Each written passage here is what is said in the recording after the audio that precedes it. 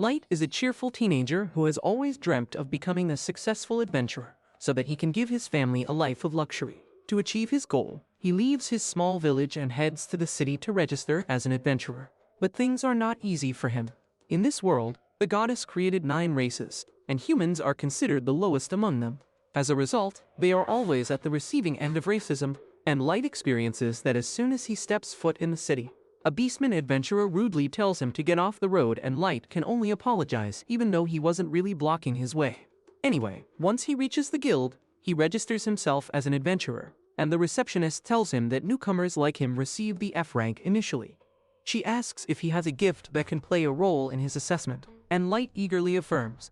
He tells her that his gift is called Unlimited Gacha, and he can basically pull stuff out of his books. Since explaining is not enough, Light decides to demonstrate and summons his Gacha device, which he immediately activates.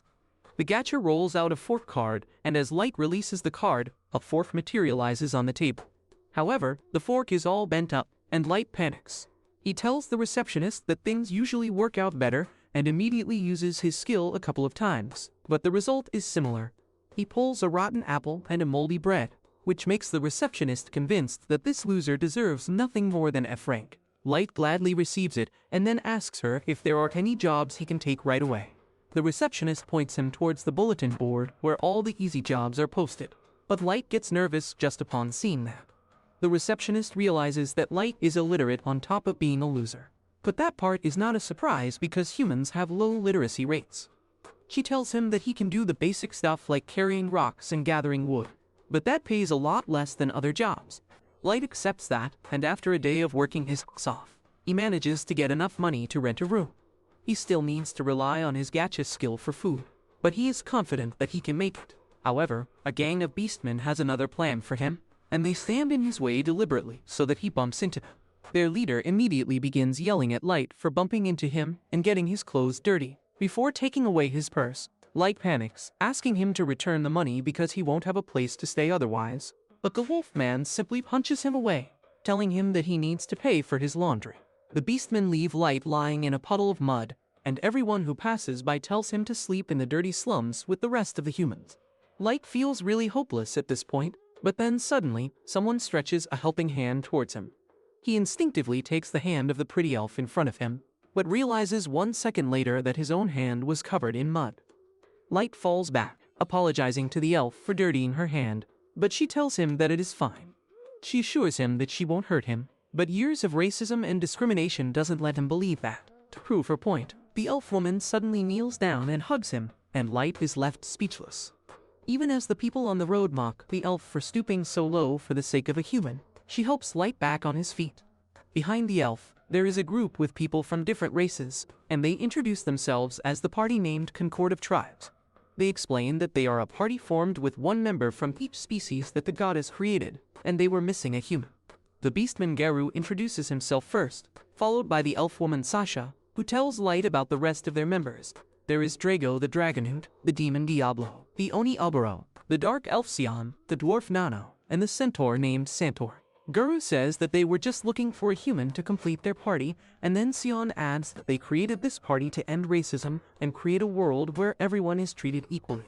Light finds this too good to believe, but he can't pass up on such a wonderful seeming party, and he gladly joins the Concord of Tribes.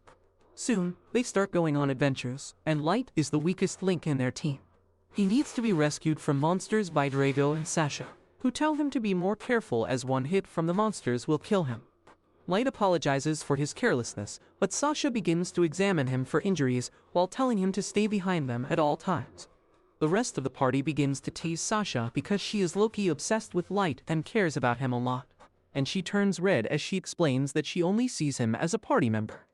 Light feels useless because he can't do anything apart from carrying the luggage, but Drago tells him that he makes delicious tea, and that is good enough for him. Light is really happy to hear this, and he cheerfully follows the team deeper into the dungeon. Soon, they come to an open space with only one entry and exit, and the party members look at each other before deciding that this is the perfect place for their plan. Unaware of what the plan is, Light begins preparing to brew tea for everyone when Drago approaches him and tells him that he is being fired from the party. Light can't even process that statement and asks what did he even do to get kicked from the party. and the beastman Garu tells him that he is being fired because doesn't do anything. Everyone tells Light how useless and stupid he is, and even Sasha acts disgusted at him. The rest of the party start throwing insults at Light and the human race. Light thinks that this has got to be some kind of prank, but they tell him that no one has got free time to play pranks on a worthless piece of trash like him. He asks why they were behaving so nicely with him till now in that case, and they reply that it was just acting. Drago tells him that their superiors noticed his gift, unlimited gacha, and thought that he could be a maestro. That's why they ordered the Concord of Tribes to keep a close eye on them. But once they determined that Light's gift was worthless, and he couldn't be a maestro, they gave the signal to dispose of him. Sasha is the one who is most relieved that they no longer have to keep Light around, because if he was actually a maestro, she would have to marry him, and just the thought of that creeps her out. Light can't understand what the word maestro even means, but then Drago says that they have told him more than enough, and they need to finish him off before more adventurers come here. Garu immediately apes Wolverine and draws his metal claws, using them to slice Light's face. Only now does Light realize that he is really in deep shit, and there is no way out of this problem. In his desperation, he runs away as fast as he can, and the racist bastards laugh at him, saying that they are not going to let him get away. Sasha shoots an arrow through his leg, and as Light falls on the ground and starts screaming, the racist elves say that hearing human screams is like music to their ears. Garu decides to make Light scream some more and begins assaulting him, but Drago tells him to stop because they need to make it look like the human died from a monster ambush. Garu obeys his orders and gets ready to finish him off, but Light crawls forward, desperately clinging to his life. Suddenly, the ground beneath him starts glowing and Light realizes that he is in the middle of a teleportation circle. Drago notices it too and orders Garu to finish him off quickly, but before he can reach Light, the teleportation circle does its job and takes him away. However, the situation doesn't get much better for Light even after he is saved from the backstabbing traitors. The teleportation trap takes him to a random location in the dungeon, and he knows that the moment a monster finds him, he is dead. He begins to remember his family as he wonders what did he do to deserve being betrayed. He thinks about how nicely everyone treated him before they decided to backstab him. He now understands that their kind behavior was just an act, so he would completely believe them, and they showed their real colors at the end. He is really furious and channels his rage to become a reason to survive. He gets up, swearing that he will get revenge on those bastards and tear them apart with his own hands. Well, before he can throw out more cuss words at them, Light hears a low growl coming from behind him, and as he turns around, he finds a level 1000 monster glaring at him. He freaks out on seeing the monster because it is something straight out of a fairy tale. Light realizes that he was teleported to the lowest floor of the dungeon, and he low-key had a better chance of surviving his party than this monster. As he wonders how can he even fight the monster, his thoughts wander to his gift Ultimate Gacha, and he decides to take his chances. He begins pressing the Gacha button repeatedly, and then suddenly, his ordinary gift transforms into something beyond his wildest imagination. A giant magic circle appears below him, and the Gacha device starts undergoing a power-up. Light doesn't understand anything, but just as the monster leaps on him, the Gacha roll is completed. A level 90999 maid servant appears out of it, and demolishes the monster in an instant. Everything is over before Light could even blink, and then the aura farming maid starts walking towards him. She kneels before him and instantly heals his wounds, telling him that she could not bear to see his silky smooth skin being injured, so she healed him without asking for permission. Light can't believe that he is perfectly fine now, and then the maid asks him for his name. He introduces himself as Light, and the maid gets really happy on learning his name. She pledges by the maid's code of honor, swearing to serve him till death. Light tells her that it is all cool, but she should at least have her name first. The girl introduces herself as May, the ever-seeking maid, and tells Light that she came from a super-ultra-rare card in his unlimited gacha. Well, Light refuses to believe that a level 999 maid would come out of his worthless gift, but May asks permission to use her appraisal skill on his gift, so read the finer details. He immediately grants her the permission, and May uses her sharing in to find that his abilities are hidden under a very strong concealment, and anyone below her level can't even see them.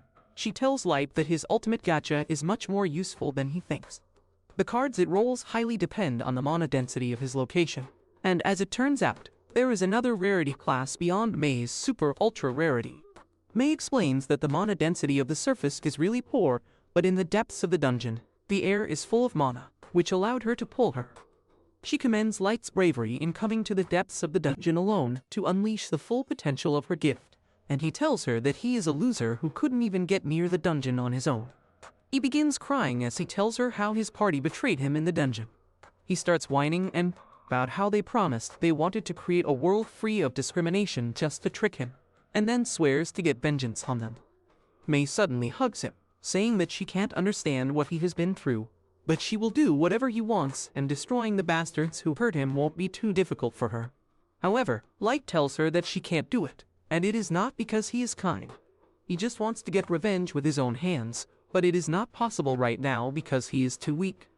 He swears that he will make all of them suffer before killing them, and May kneels before him again, telling him that if he wants to grow strong enough to get revenge, she will help him with that. She tells him that she believes in his potential, and Light can only thank her. However, he is not satisfied with just one overpowered baddie in his harem, and decides to use the mana-rich environment of the dungeon even more. He uses his unlimited gacha again, summoning more high-class maids so that he can create a kingdom that will serve as the base for his grand revenge. 3 years pass by since that fateful day, and now Light rules over hundreds of maids inside a palace that he made for himself. May is always by his side as she promised on the day that she met him. All the maids seem to be totally smitten by him as they cheer him on, happy to be noticed by him, while May tells them all to behave properly. He gets out of the castle and starts moving towards the local market where everyone recognizes him as one of the vendors calls him over to his place for breakfast, while some others tell him about the shortage of snack foods in the country. Light promises to deal with the problem soon, while May tells him not to worry with such small tasks, as she will make sure the logistic problem is rectified as soon as possible. Light realizes that he will have to create a new system for dealing with the logistics since the population of this place has increased several folds over the last 3 years. He asks May where are the rest of his legendary summons, and May replies that Yuki the Beast Tamer is busy crafting maps of the area near the dungeons, scouting the forests for any trouble. Light thinks about all the monsters roaming around in the forests, but knows that they would pose no trouble to a genius beast tamer like her. May continues by claiming that Ellie the mage is hard at work, trying to create the special magic in line with his grand plan. Light wonders whether Ellie will be able to deal with this, since there are so many complexities in the magic spells that he asked her to create. Light asks after Naz the vampire knight, who is excellent at close combat, but a little bit of a dumps in other areas. May replies that she gave her the job to patrol the castle grounds as that would keep her from using her empty brain and getting herself into any sort of trouble. Light doesn't mind her though, since she makes things more interesting around the castle. Soon they return back to the castle, where Light ends up being called by Jack, the last of his 4 legendary summons, who asks whether Light is ready for some training. May seems a little annoyed and tells Jack that he should address Light by his proper pronouns, which is master.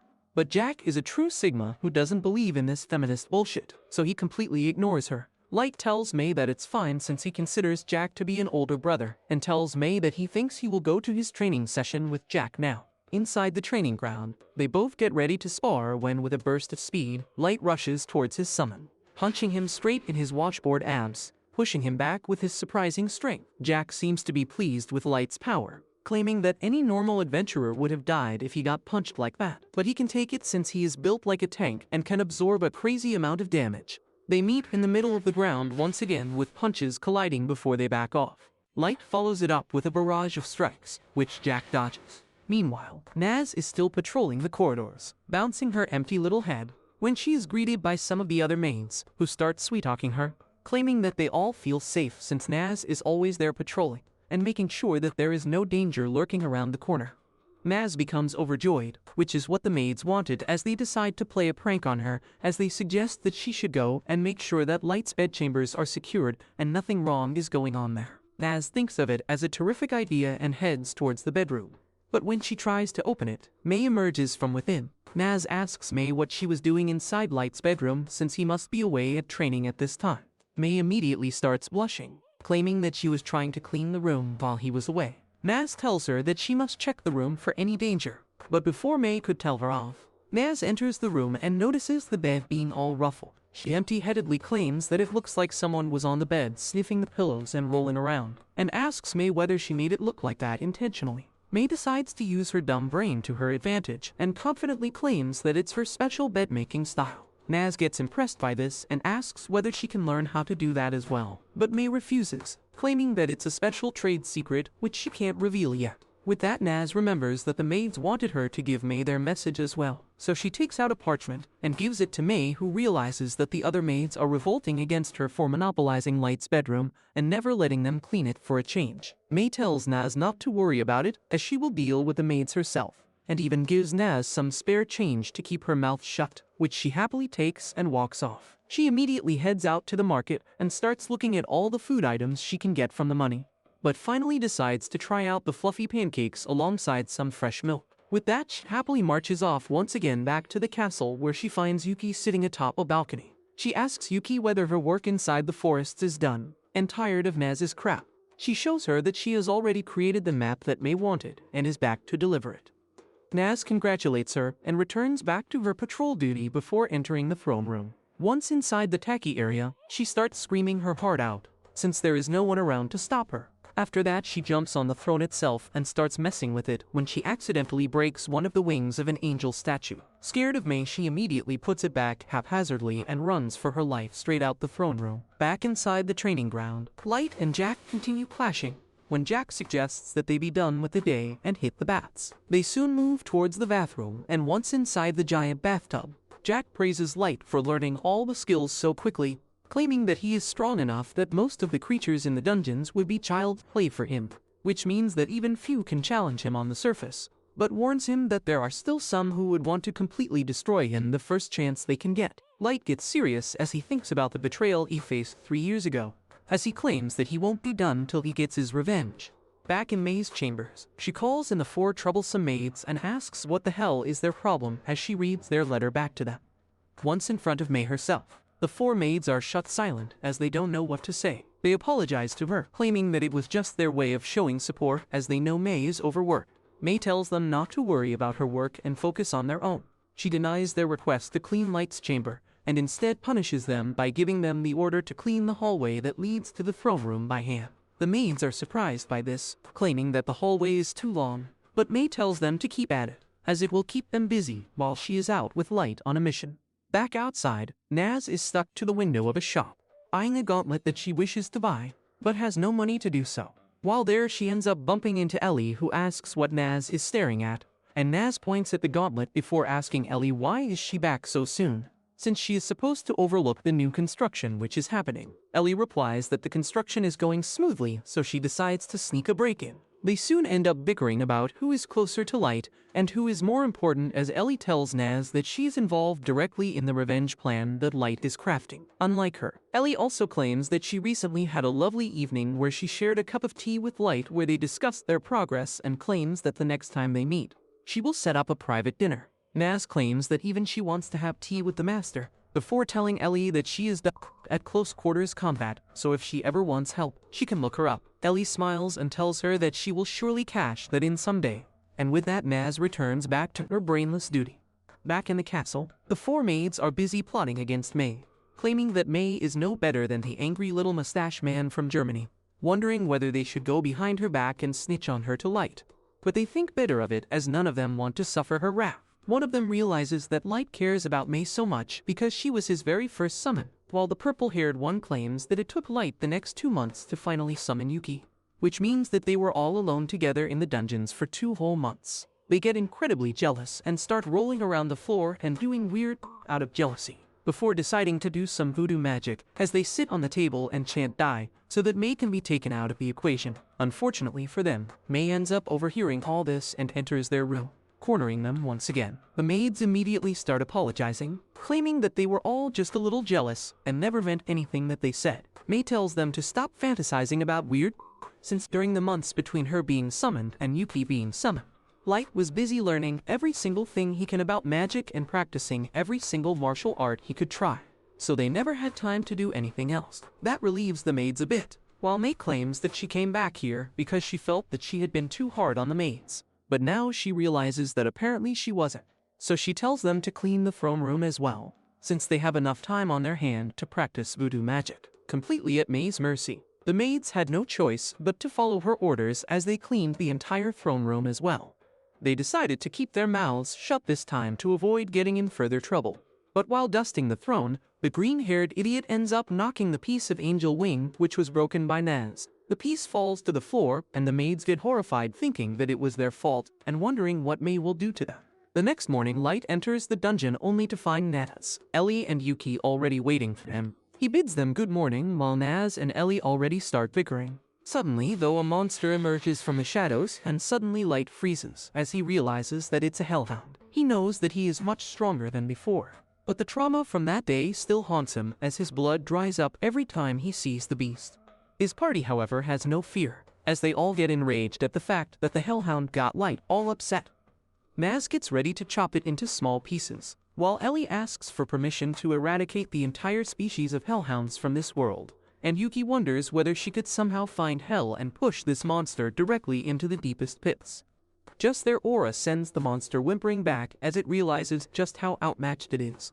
Light, however, calms his party down as he regains his composure and slowly moves towards the monster. Giving it a pat, he knows that even if he gave the order jokingly, his legendary summons would actually eradicate the entire race from the world. He then turns towards them, claiming that they need to move towards the surface as they are going to begin their plan of revenge today.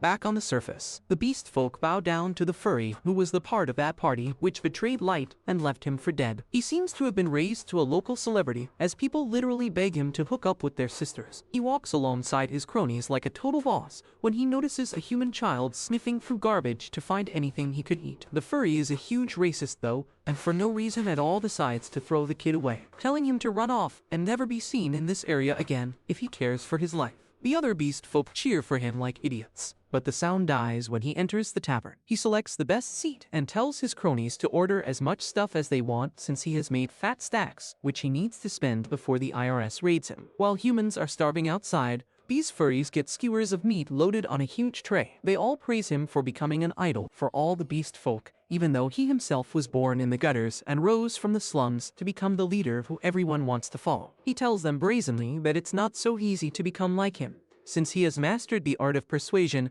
and since beast folks are instinctually born followers, he just needs to exploit that properly, and then he can live like a king. He claims that the most important part is to sort out the jobs and decide which ones are profitable, and which ones require a lot of effort for not so much money and power. One of the idiot furries asks him whether the job he handled 3 years ago with the Concord of 12 party was a profitable one. Another furry scolds him for asking questions, and the wolf beast tells them that unfortunately the Federation that hired them has made them swear to secrecy, so they can't really divulge any information about that. He remembers how that was the cushiest and the best paying job that he ever accepted, since all he had to do was kill one useless little loser of a human kid, and now he is rich and famous. It does bother him, though, that he never figured out where the portal led to, but he doesn't think that there is even a sliver of chance that Light could have survived it. He wonders what exactly this maestro was which the Federation was so hellbent on finding, but he feels a shiver run down his spine, which means that digging the matter deeper could be dangerous. His thoughts are broken by a beautiful girl who turns out to be May,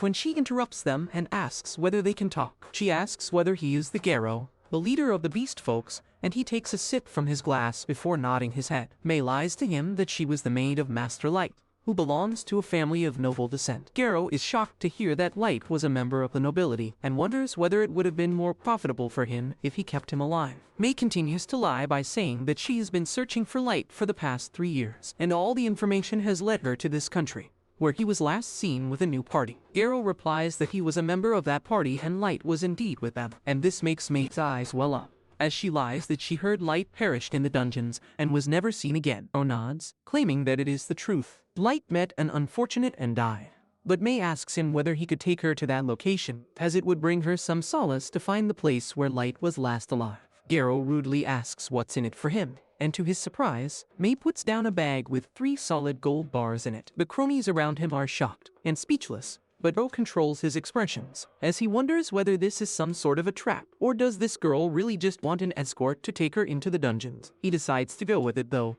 since he believes that one singular human girl can't even touch his hair, let alone pose him a threat. Garo finally takes her to the dungeons with all his cronies as an escort, and after several hours of walking, asks May whether she is okay. May looks exhausted, but smiles, claiming that she can still walk. Garo thinks about how all these amazing jobs seem to fall in his lap, as he's going to take all the gold from her and ravish her on top of Light's grave. Finally, they enter the cavern where Light was discarded and left for dead. and Garo tells May that this is where Light met with an accident. He lies that a group of monsters got the drop on them and Light never got the time to run to safety and was slashed up to pieces and was then caught in a teleport trap, after which he was never seen again. May falls to her knees, crying while Garo thinks about how inferior these humans are who can't even sense when they are in danger. His cronies start taking their positions, blocking the only exit out, while he continues heartlessly lying about how he tried to save him, but wasn't able to. Just when he was getting ready to attack, May's voice changes as she claims that only the most vile creatures on Earth could mislead a pure-hearted person like Light, bring him into a grimy dungeon, and then betray him. She looks around,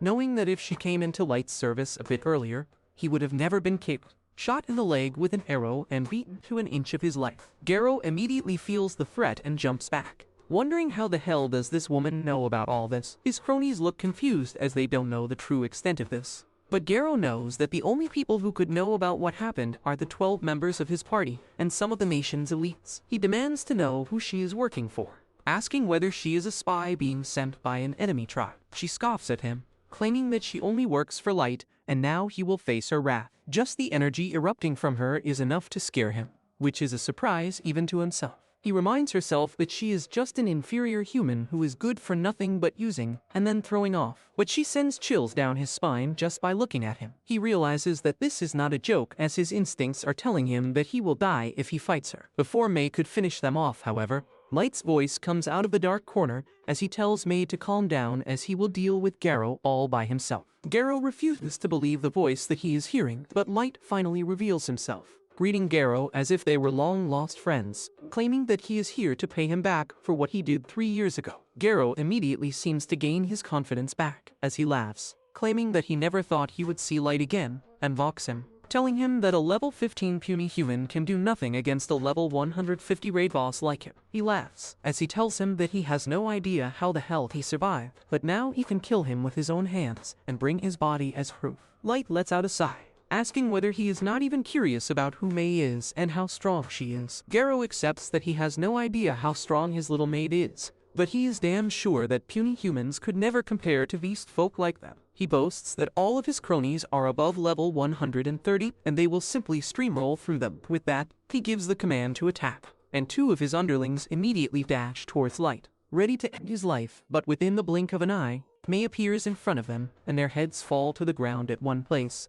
while their lifeless body drops to the floor. She warns that anyone who tries to threaten Light will lose his head, but Light tells her to back off and simply block all the exit points since he wants to get involved in the fun as well. Garo's boys seem to be losing morale as they can't believe what they just saw, but Garo tries to steady them, claiming that it was just a cheap trick that she used and nothing else. Light asks whether he still truly thinks that humans are inferior to them, and has he ever considered that maybe the human race is the strongest among all the races. Garo laughs at this, flexing his level, but Light replies that level is just a number, and it has nothing to do with how strong someone can be. Garo has heard enough though, and alongside all his cronies, lunges in for an attack. But to his surprise, Light stands there still as water before suddenly exploding into a counterattack, blocking and hitting every single doll, knocking them down on their ass. Out of breath, Light walks up to Garo, asking whether he still thinks humans are weaker. But Garo can't accept this humiliation, so he pushes through the pain and jumps up once again, claiming that there is no way any human could match him. With that, he rips out a magic crystal from his pocket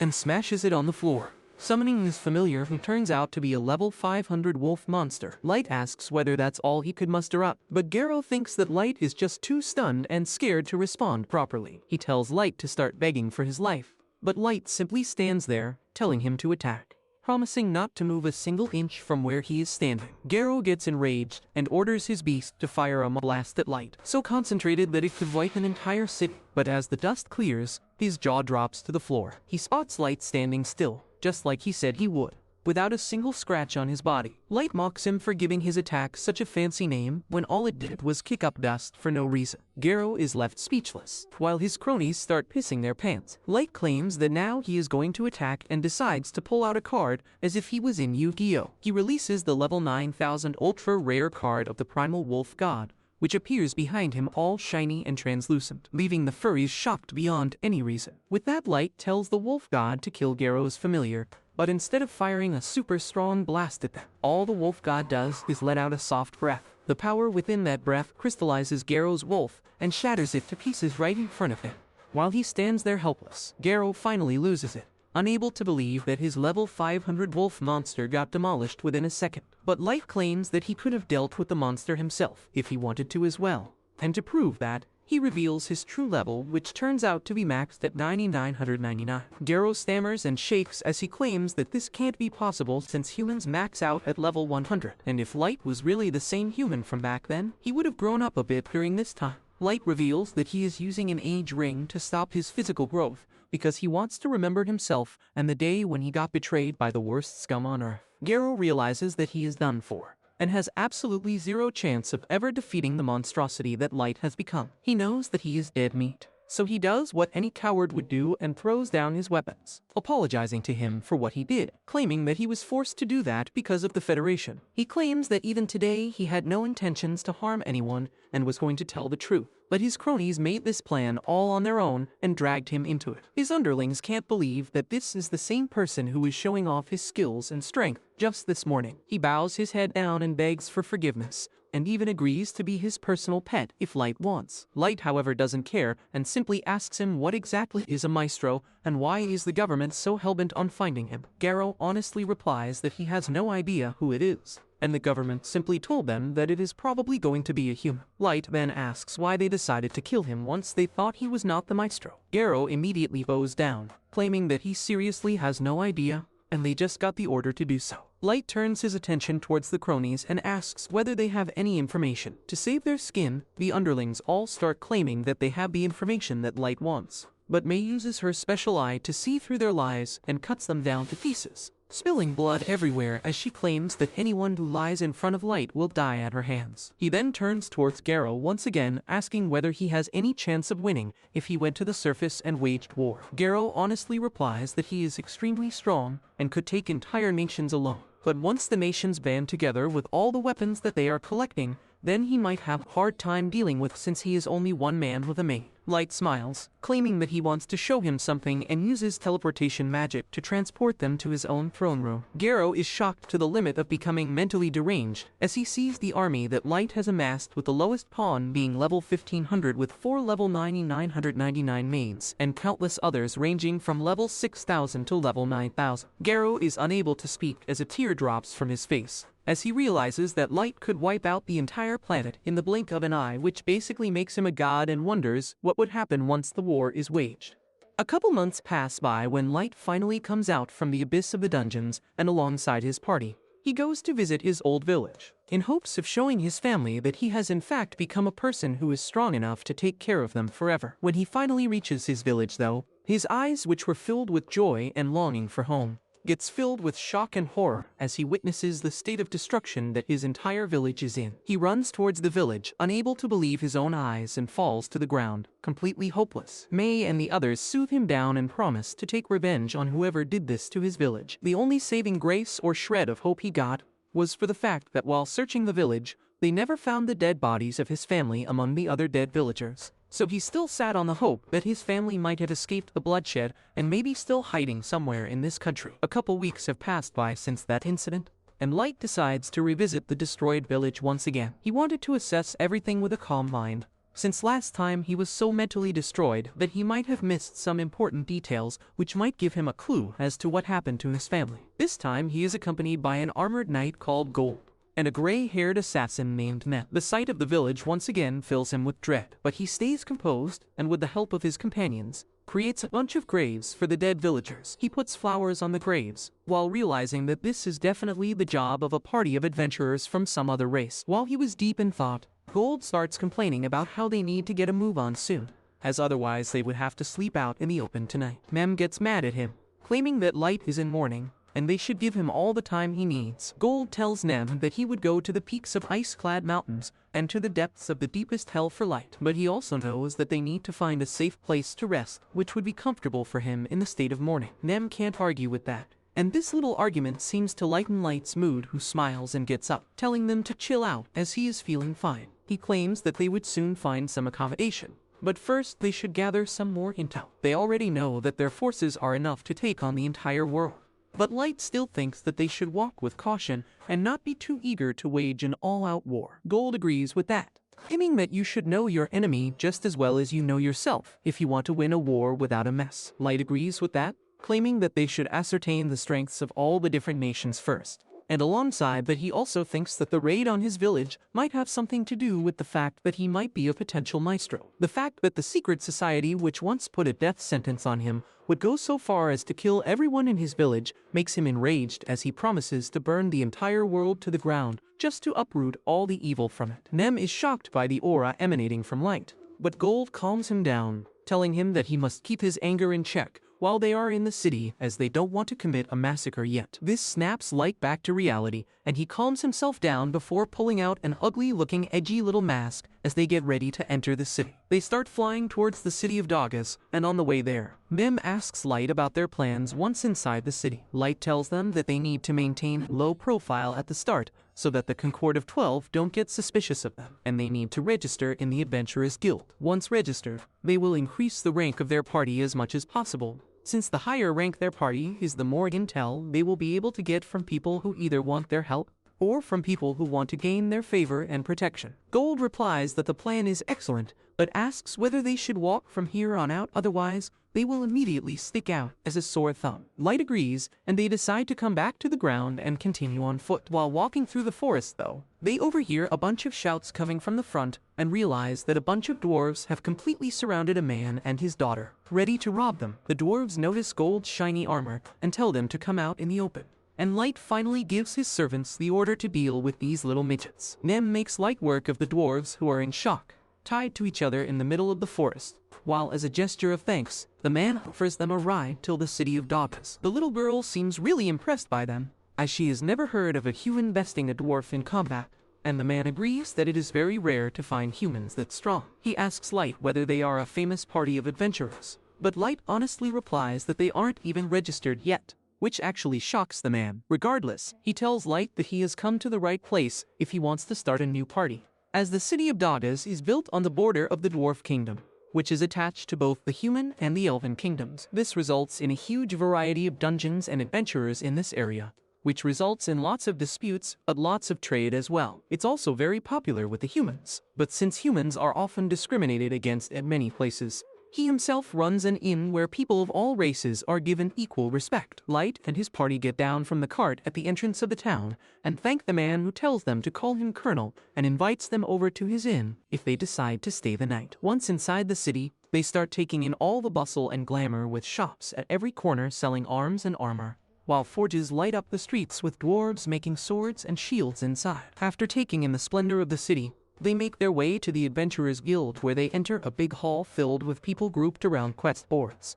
And Light notices that a lot of humans adventurers also seem to be here, but the racism still seems to exist even here as they make way for the adventurers of other races. For now, Light decides to ignore that and heads up straight to the registration desk, whether they are given rank F. Nem gets enraged at this, telling the woman at the desk that she needs to fix her attitude if she doesn't want someone else to fix it for her. She tells the receptionist to recheck the rank, as Light is incredibly strong and deserves to be S rank at the very least. The receptionist, however, doesn't really give a and tells her to back her smelly human self away and accept the rank which is given to them. Before Nem could say anything though, Light stops her and apologizes to the receptionist, taking the rank graciously and walking out. Once outside, Nem starts apologizing to Light since she messed everything up, but Light tells her to calm down and takes his party to Colonel's inn. Colonel is happy to see them once again and asks what he could do for them. Light claims that he has an unusual request and asks to rent out the entire upper floor of the inn for 1 entire month, during which no one else apart from him and his party are allowed to go there, not even the members of the staff of the inn. He apologizes in advance for any problems that it might cause, but claims that it is important. He then takes out a bag filled with gold coins and hands it over as the payment, but Colonel refuses it, claiming that he could never take money from someone who saved his life. Light, however, insists on it, and Colonel finally backs off and accepts the payment. Once on the upper floor, Light uses different magical barriers to make sure they will stay protected from prying eyes, and takes off his mask and cloak. While relaxing, Tim tells Light once again that he should have stayed back and let her and Gold take care of gathering all the intel that he wanted, since even though Light is really strong, they can never take too many precautions. This triggers Light a lot, who gets up from his place, asking whether Nem wants to deny him his revenge, to prevent him from bringing the people who destroyed his village and family to justice. The same aura of death and destruction returns to him, scaring Nem, who immediately starts groveling on the ground, pleading for forgiveness, claiming that she never wanted to offend him. Light finally calms down and apologizes to Nem,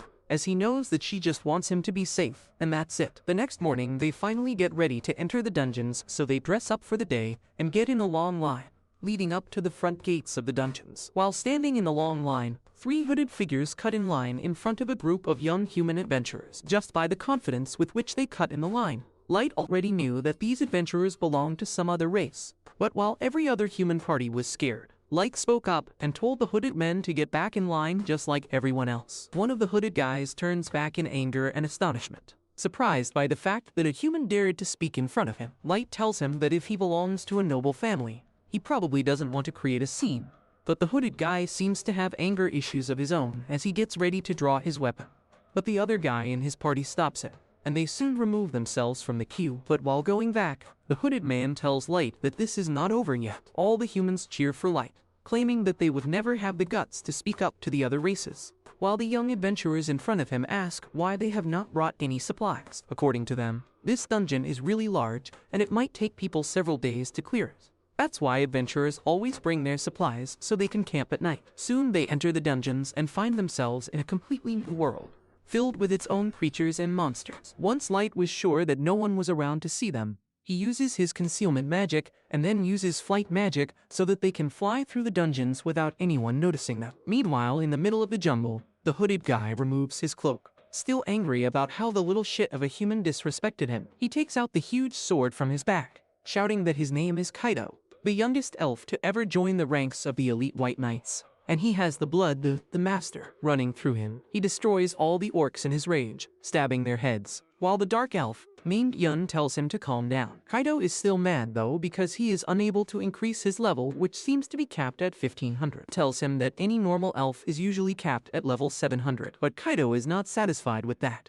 and promises himself that he will surpass this level no matter what. Back on the 3rd floor, Light and his party has already cleared this floor as well, and decide to call it a day and retrieve all the magic gems as proof of clearing the level. Once they had everything, they decided to return back to the surface, taking in the beauty of this dungeon. They realized that without the ability to fly, it would have taken a lot of time just to go from one floor to the other. But thanks to their skills, they can clear multiple floors in a single day. While heading back, they notice the young adventurers facing off against a group of goblins. Light decides to watch them as they manage to kill them all with good teamwork. But Light immediately descends down and kills a bush snake which was creeping up on the mage girl in the back. Light tells the young adventurers that they should not get too focused on the enemy in front of them, and always be aware of their surroundings, and the young guys thank him for his help. When suddenly a bunch of wolves emerge from the forest, the adventurers get scared and want to run off. But to their confusion, the wolves don't attack, but simply run away. But all their questions are answered when a huge mantis emerges from the forest, ready to destroy anything in front of it. And only Light stands between the monster and the lives of these young adventurers. The young adventurers' balls climb into their mouth as they stare at the mantis terrified, trying to formulate a plan as to how they can escape from this place alive. The leader of the group turns around and tries to keep himself strong, but his voice betrays him as he shakily tells Maya, the pink-haired girl, that she should use her fireball spell at the mantis to try and distract it. He then turns towards Light and pleads with him to help them, as they can only survive this monster if they work together. He tells Light that they need to somehow work together and trip the monster down, which should give them enough time to run away from this place. Light looks at him a little confused and asks whether they don't want to hunt the beast. The little boy looks at Light, shocked, and screams that of course they don't want to hunt the beast, because the beast is hunting them right now. Light then asks whether it would be fine then if he kills the monster and claims the loot. The boy thinks that Light has lost his mind and tells him that his plan is ridiculous and the monster is too strong. They need to run away as soon as possible and alert the guild about this super strong monster, as they must seal the dungeon right away. Light, however, simply smiles and tells the boy not to worry and simply back off. He turns towards Gold and Nem, who both look eager to stretch their limbs, and Nem claims that this should be a good warm-up since the mantis monster must be at least level 500. They were about to decide who will go first, but Gold decides to cheat and rushes towards the monster on his own. The mantis strikes at him with his sides, But Gold blocks the attack with his sword before parrying every single strike that the mantis throws at him. This seems to piss the monster off, who smashes the sides into the ground, while Gold jumps back to safety. He claims that the monster took the brunt of his attacks, and yet there isn't even a scratch on him, which means those scythes are really strong. Nem makes fun of him, claiming that Gold is weak and is making excuses. Light decides to have a go at it next and releases the fire arrow card, which creates a magic circle, and a huge fire blast launches towards the mantis. To their surprise, the monster manages to deflect it back at Light and his party, who jump back to dodge the explosion. The young adventurers are shocked to see the level of spells being used in front of them, as they have never seen a player above level 100 before. The leader boy immediately turns towards Maya and tells her to cast an explosion spell to help them, but the girl turns towards the boy and screams at him that they are completely outmatched here. She claims that Light just used a very high combat class magic, and that too without any spell casting or any incantations, which is beyond incredible, as she has never seen anyone do anything like that before. The boy claims that he doesn't really get the gravity of that, but all he knows is that they should help Light's party. Gold hears all that and laughs, telling the young adventurers to stay back and enjoy the show, as they need to learn first, otherwise they would be putting their lives at risk for absolutely no reason.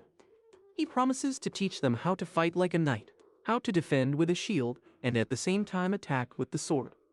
While he was talking to the kids with his back turned towards the mantis, the monster tries to take advantage of the situation and launches an attack at him. The kids watch in horror, unable to utter a word of warning, but Gold needs no help, as he simply uses his shield to block the attack with such precision that it completely shatters the mantis' side. The mantis screams in pain, and blood starts spraying from his body, while Gold tells the kids that a well-timed counterattack with a shield is oftentimes stronger than an attack with the sword. With that, he immediately turns around and catches the mantis off guard, slashing one of its legs clean off the body. The kids are stunned at this display of strength, while Light decides to show off his skills as well, and once again uses his fire arrow skill, which the mantis swats away just like before.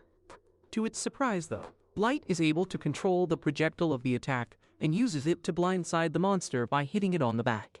He continues using his fire blast at will, hitting the mantis from all sides at once, completely overwhelming its senses and pushing it back. Maya is shocked at this display, as she has never seen someone controlling the projectile of their attacks at will. Light manages to hit the mantis with pinpoint accuracy using his fire arrows and explodes one of its sides off. Realizing that it is outmatched against these adventurers, the mantis decides to run away with its remaining limbs back to safety, and Light realizes that the monster is smarter than he gave it credit for. But it doesn't matter at this point, since there is nowhere for it to run. Light reveals his firewall card and immediately creates a huge wall of raging flames, cutting the escape route, forcing the mantis to turn around. Maya is again blown away as she realizes that Light just used a tactical class magic with absolutely no incantations or spells, which is unheard of. Light and his team walk up to the mantis, ready to finish it off. But the monster has one last trick up its sleeve as it reveals its wings and takes flight. Light realizes that it might actually get away, so he decides to let Mem handle the rest, and immediately she jumps in the air, drawing her daggers out, and finishes off the monster with a single outrageously cool attack, completely destroying the beast. She lands on the ground, pleased with herself, but Gold snaps her back to the reality, claiming that she ended up destroying all the useful parts they could have sold just because she wanted to show a cool attack. Net realizes what she has done and starts apologizing to Light, while the young adventurers stand there, too stunned to speak up as they process what they just saw. 3 adventurers defeated a level 500 mantis monster, which is unbelievable for them, and they start wondering who these people actually are. Light tells them not to worry about it, as they will kill more monsters on the way. But one of the adventurers ends up finding the magic gem, which is at the core of a monster and the most important loot item. Mem's mood immediately lights up, as they can now rank up with the magic gem. The leader of the young adventurers walks up to Light and asks whether they are a super famous adventurers party, and asks whether they are B rank, A rank, or S rank. Light calmly replies that they are a party of new adventurers who are F rank right now. This leaves the young adventurers stunned, as even they are higher than F rank. Maya immediately creates a water ball and offers it to Light and his party so they could get cleaned up. Light thanks them for their generosity, But the young adventurers tell him that if it wasn't for Light and his party, they would have probably died today at the hands of the Mantis monster. The leader of the adventurers then offers Light and his party to spend the night with them in their camp. Since the sun is setting and roaming around in the dungeons during the night is dangerous even for the strongest adventurers. Moreover, Maya is really itching to talk to Light about all the magic she saw today. Light decides to accept the invitation and joins them at their campout, where they start having dinner. Maya starts asking Light all sorts of questions, when Light comments that she herself seems to be a good mage. Maya immediately refuses, claiming that she can't even cast normal combat class magic, let alone cast one without any incantations. The other members of the party are still not understanding what's so cool about the magic Light performed, which enrages Maya, who erupts at them and explains that there are 3 advanced classes of magic. Combat class, such as fire arrows, which are meant to attack one single target. Then there is tactical class magic, such as the firewall which Light used earlier, that affects a huge area at once. And then finally there's strategical class magic, which has a global impact and can call meteors, tsunamis, and earthquakes. But they take multiple very high-class talented mages to operate. She then claims that usually advanced class magic is normal for races like elves, dragons, and beast people to use, but humans don't have enough mana to use them properly, so Light being able to simply use the magic would in itself be a big deal. But he is using these advanced magic spells without any incantations, which is a legendary feat. Gold and Nem both agree with Maya, claiming that she seems to know her stuff well. The young leader of the group claims that Maya is her sister, and she is also really good at magic. That's why she got accepted in the Duchy School of Magic. This name is familiar to Light, who asks whether that's the one which is based in the place called the Principality of Nine, where all races are claimed to be treated equal. The boy nods, but his eyes sadden up when he reveals that their parents ended up dying in the last epidemic. That's why Maya was never able to go there. That's the reason he created this party with his childhood friends, so they could raise enough money and send Maya to the Duchy's School of Magic. This reminds Light of his own little sister, and he tells the young adventurers not to worry, as he is sure that they will soon achieve their goal. With that, they decide to end the night, and next morning they return outside with the loads of high-level magic gem crystals, shocking the receptionist while the remaining parties wonder who these people are. The receptionist happily accepts their crystals and returns with cash, after which they leave the guild and start walking through the market. Every single person in the market seemed to recognize them, as the story of an F-ranked party defeating a level 500 Mantis monster seems to have spread like wildfire. Light is glad about the attention that they are garnering, but suddenly they are approached by 2 guys, asking whether they are the ones who defeated the level 500 monster. Mem immediately draws her dagger out, asking what the hell do they want. The guys immediately back off, claiming that they are friendly, and introduce themselves as Suval and Gil. Gil speaks up, claiming that he doesn't really believe in the story, but this results in Nem's dagger at his throat as she demands to know whether he is calling Light a liar. Sol tells her to calm down, as they are all rooting for him, since Light proved that humans shouldn't be taken lightly. Just then Sol and Gil get called by their party, so they bid Light and his party good luck before leaving. Light and his party soon gets in the line to enter the dungeons once again, where they start overhearing the other races scoffing at the claims that a human party defeated a Mantis monster. Once they enter the dungeons, they start flying through the skies again when they notice Maya and the others walking through the green fields. Light decides to stop and starts talking to them. Maya shyly takes out a homemade ointment that she learned from her grandmother and hands it to Light as a gift for helping them out. Light happily accepts it and realizes that he must give something to her as well. He secretly takes out a magic card and converts it into a bracelet before giving it to Maya. She gladly accepts the gift and promises to treasure it forever. Later that night, when they were flying through the skies, Nem asks why Light gave Maya such a strong item in exchange for a boring, useless ointment. Gold laughs at Nem's tiny brain, claiming that it's the thought which counts. Plus, Light gave her a magic bracelet, which can create small miracles if the user wishes for something hard enough. An item like that might be useless for Light, but for Maya, it could be the difference between life and death.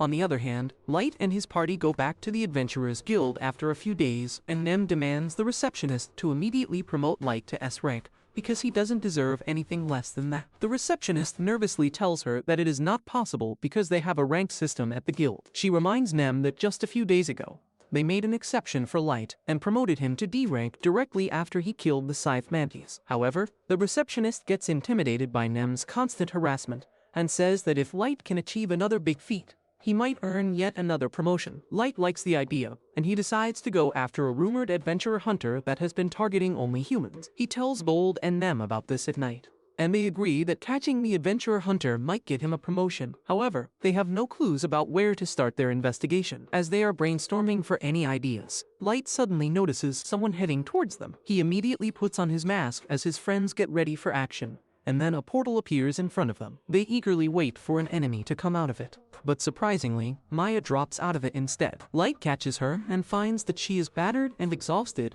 and then the bracelet that he gave her in the past suddenly snaps in half. Light puts Maya to bed while she keeps on murmuring that she needs to hurry up and tell Light everything. He heals her injuries first, and then decides to look into her memories to find out how she ended up like this. He finds that yesterday, some adventurers told Maya's party about the adventurer killer who was targeting just humans. They advised the kids to get out of the dungeon right away, and the party leader agreed with them. The party immediately headed towards the exit, but even as night came, they were not even halfway there. The leader saw that everyone was exhausted, and he debated if it was safe to set up camp, when they saw another party that had completely hidden their faces. Maya told her brother that they should warn these people about the danger as well, and he does the same. Little did they know that they were talking to the adventurer killers themselves, who suddenly started telling each other that they should have done a better job at cleaning up their mess. The kids didn't even understand what they meant when the dark elf Jun started laughing at them and calling them dumb. The party leader was still confused about that, and then Kaido pulled out his sword,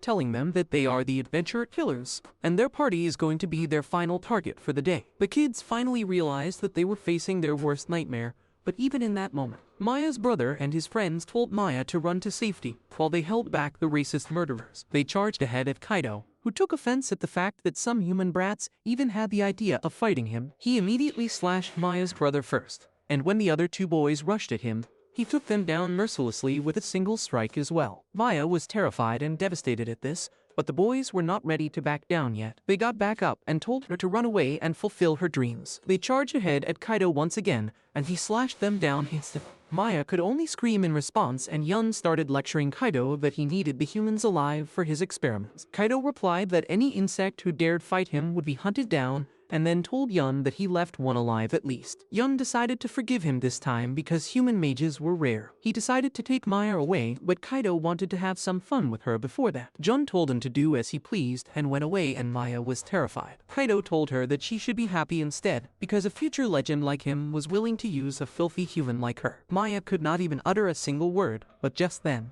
her brother got up, telling her to run away. Yun was amazed by his tenacity, and he told Kaido that he really wanted to preserve the boy for his experiment. However, Maya's brother knew that there were really no chances for him to survive the injuries he had got, and that is why he had no second thoughts about risking his life to save his sister. He told Maya to run away and live a long life, and in desperation, she obeyed his command. Yun told Kaido to capture her, and he got pissed because he did not want to take orders from anyone. He decided to take down the boy first, who suddenly started repeating what Gold had said earlier. He murmured that battles were all about creativity and skill, and he had the chance to show his skill right now. Kaido just watched him mumble stuff, and didn't even think he was worth paying attention when suddenly, the boy threw his sword at his face, catching him off guard. Kaido managed to dodge the sword somehow, but that was just the setup for the boy to swing his shield at him and knock him to the ground. Kaido was enraged as a human shattered his pride, and he immediately sent a spike made of white light through the boy's chest. He started walking towards him to finish things off,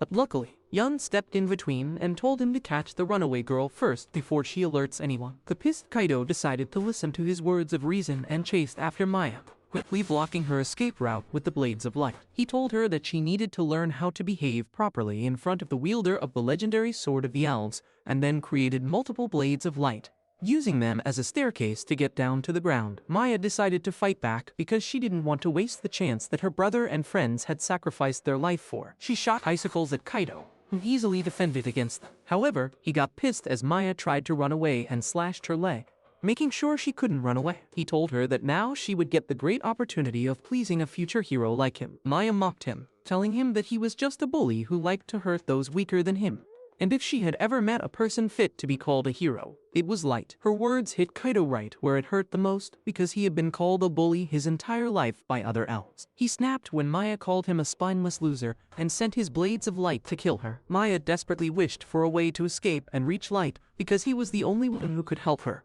and her bracelet turned her wish into a reality, teleporting her to his room. Now that Light has learned her full story, he tells Nen and Gold that they need to get on the move immediately. Back in the dungeon, Kaido reaches Yun, who is healing Maya's brother, who is still alive. As soon as Yun sees Kaido, he asks him about Maya, and he replies that he thought she teleported here to save her brother. Yun loses his cool at that and asks Kaido how could a former member of the powerful White Knights lose to a mere human girl. Kaido gets angry and says that he didn't know that the girl would have a teleportation item with her, and hearing this immediately makes Yun crap his pants. He realizes that if Maya reaches the guild and tells them everything, the elven country will find out about it quickly, and they will send the White Knights to arrest them and retrieve the legendary sword that Kaido stole. Kaido loses his mind on hearing this because he knows how powerful the White Knights are, and their captain is over level 3000. He begins stomping the ground out of frustration, but Yun tells him that it is not too late yet because if he completes his research, Kaido can break through his level cap and become stronger than the White Knight's captain. Kaido gets his hopes up as Yun tells him that they need to find a safe place to start his research, but just then, Light arrives there, telling them that they are not going anywhere. The elves recognize him from earlier and wonder how did he appear behind them so sneakily. But Light doesn't pay them any attention yet. He first puts the two boys to rest, and then Gold brings the injured leader to him, saying that his wounds have been healed very poorly. The elves are shocked to see that the boy was taken away from right under their nose without them noticing. Light heals him quickly, and then says that neither of the boys deserved this. They were living an honest life and just wanted to gather enough money to send Maya to the Magic Academy. But now it is too late. He thinks that they could have been friends if things went normally, and he is furious that he lost that because of the elves. He swears that he will punish them for this, and Yun tries to control the situation by saying that they are not criminals, and he healed the boy after he found him severely injured. However, Light reveals that Maya reached out to him, and he knows everything about them now. The two elves panic on this, but then Light assures them that he hasn't told the guild anything yet. Kaido suddenly laughing on hearing this, and says that it is his lucky day because now he just needs to finish Light, and then no one will know what happened here. Light gets furious on hearing this, and declares that he won't let the guild capture them because they are his prey. He lets out his murderous intent and tells the elves that he will rip them apart with his bare hands. He then tells Nem and Gold to stay out of it,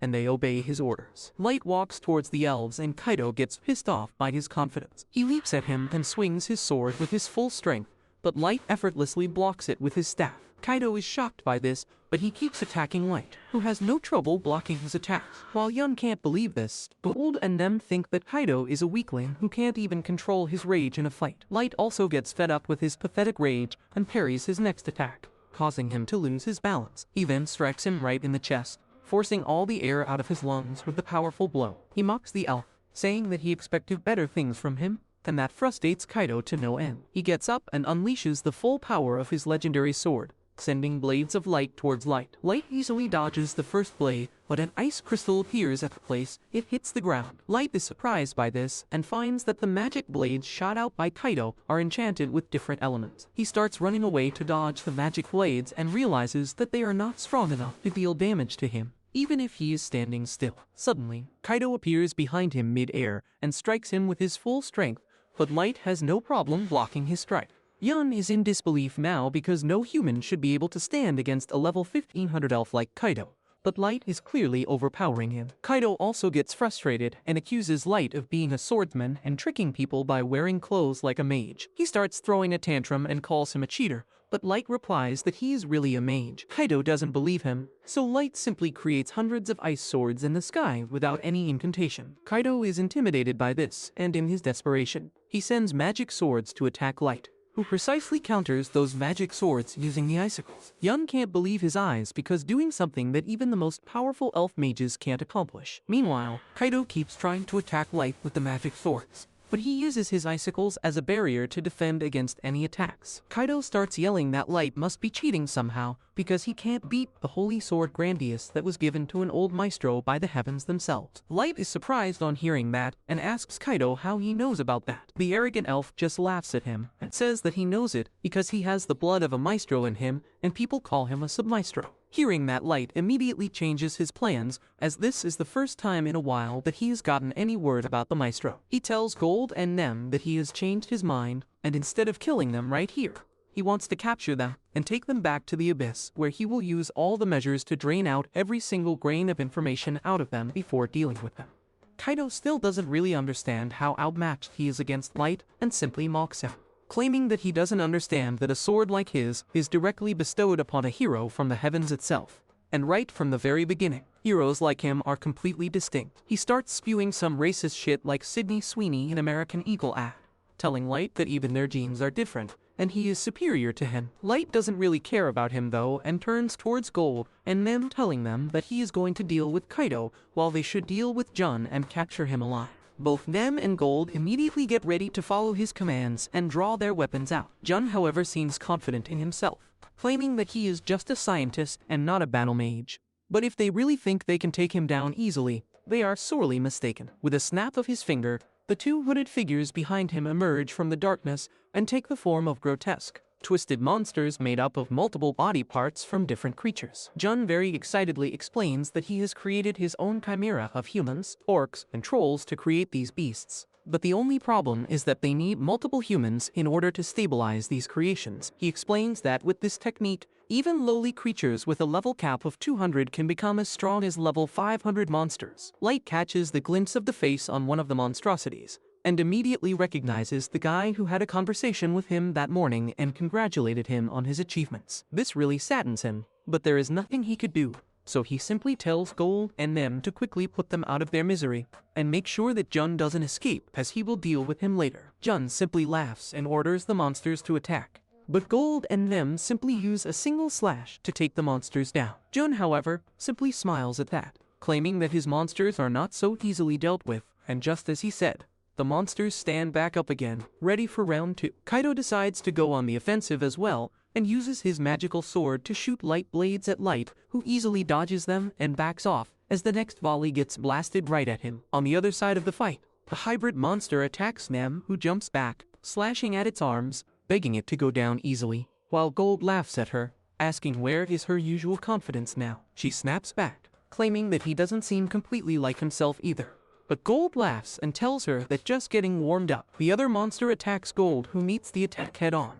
But the monster dodges at the last moment and counterattacks, which Gold manages to block with his shield, but is pushed back while doing so. Jun laughs like a maniac, telling them to simply surrender, and if they do so, he promises to go easy on them while conducting his experiments. Nem is creeped out by the dark elf, and asks Gold whether they can end the battle now, as she doesn't want to drag it for too long. Gold agrees with that, so they decide to bust out their ultimate attacks. Nem's daggers start glowing an eerie shade of purple, while Gold's sword starts radiating a white light from it as they get ready to strike. Jun is still completely chill about the situation, claiming that his hybrids have incredible regenerative abilities and can't be killed that easily.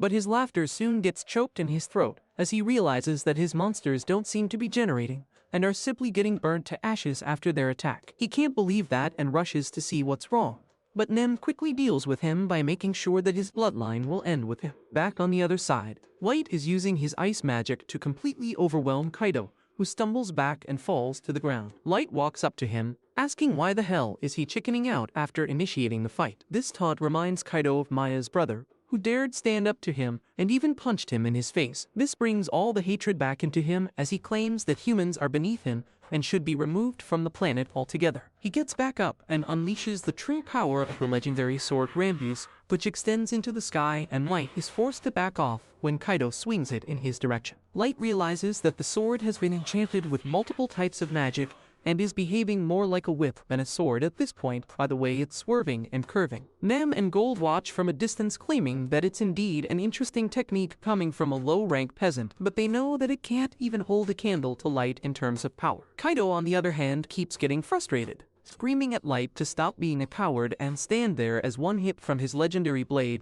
would be the end of his entire bloodline.